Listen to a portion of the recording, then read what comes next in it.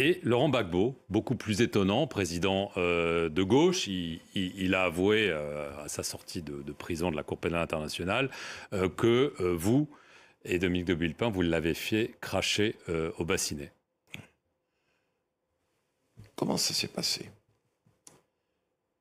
Laurent Gbagbo voulait s'attirer les bonnes grâces de la France.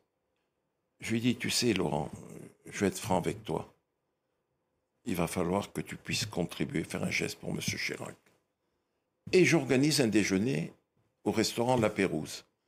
Il y avait Gbagbo dans un salon du restaurant La Pérouse, Gbagbo, Villepin et moi-même. Et là, je dis à Dominique de Villepin, je lui dis, Dominique, comme vous me l'avez demandé, je vais demander à Gbagbo devant vous d'aider le président de la République. Et j'ai demandé à Laurent, voilà ce que je t'ai laissé entendre. Je vais le dire devant Dominique de Villepin. Il va falloir que tu puisses aider à l'élection présidentielle de 2002. Et Laurent de dire, je suis de la famille socialiste, je suis un ami de M. Jospin, mais Dominique, j'aiderai à hauteur de 3 millions de dollars M. Chirac. Ce qu'il a fait? Ce qu'il a fait. Est-ce que vous considérez qu'il a été trahi par Jacques Chirac, par Dominique de Villepin, par la France plus largement?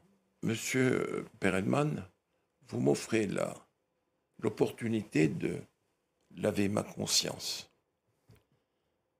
J'ai été l'acteur et le témoin de toutes les relations entre la France et la Côte d'Ivoire en ces heures troubles, difficiles.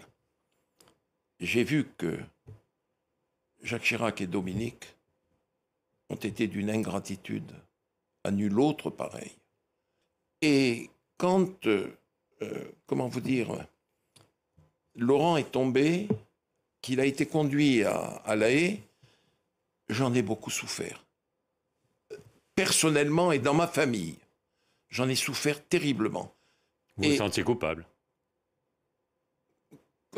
Comment vous dire? Oui. Complice.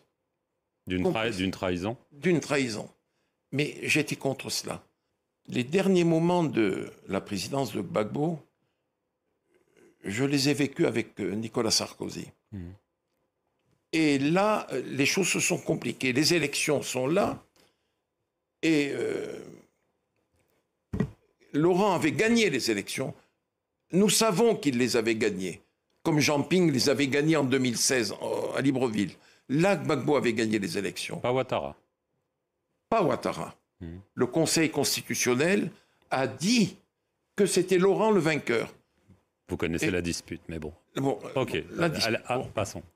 Et le président Sarkozy me fait venir à l'Élysée et il me dit, il va falloir que tu appelles ton ami Gbagbo et que tu lui dises d'accepter de partir. Il aura un statut d'ancien chef d'État, 30 millions CFA, voiture, escorte, et s'il veut, comme il est professeur d'histoire, on lui trouvera une chaire, il pourra se déplacer à travers le monde. Je lui dis, il n'y a pas de problème. Il me dit, va dans le bureau de Claude et tu appelles Gbagbo. J'ai appelé Laurent. L'aide de camp, le colonel, me l'a passé. Laurent Gbagbo me dit, alors Bob, comment va? Je lui dis, Laurent, ça fait des années qu'on se connaît. Je te passe un message du président Sarkozy. Je suis dans le bureau de Claude Guéant. Il te demande ceci, cela. Ce que je viens de dire. Il m'a dit, tu diras à ton ami Sarkozy que je serai son Mugabe. Bob, je t'ai assez entendu. Et il a raccroché. Et je suis allé dire à Sarkozy, il me dit, alors comment ça s'est passé? Je lui dis, bon, voilà comment ça s'est passé. J'en suis malheureux. Il a bondi de son fauteuil. Il dit, puisque c'est ça, je vais le vitrifier. Vitrifier. Vitrifier. Je lui dis, Nicolas, s'il te plaît, le Conseil constitutionnel a déclaré qu'il avait été élu. Il a dit, je vais le vitrifier, j'ai un mandat, et je vais le faire.